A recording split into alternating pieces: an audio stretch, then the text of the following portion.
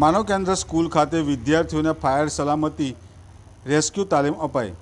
કરજણ તાલુકાના કંડારી ગામ ખાતે આવેલ માનવ કેન્દ્ર સ્કૂલમાં કરજણ ફાયર વિભાગ દ્વારા ફાયર સર્વિસ વીક અંતર્ગત સ્કૂલના 250 જેટલા બાળકોને ફાયર સલામતી અને રેસ્ક્યુની તાલીમ આપવામાં આવી હતી।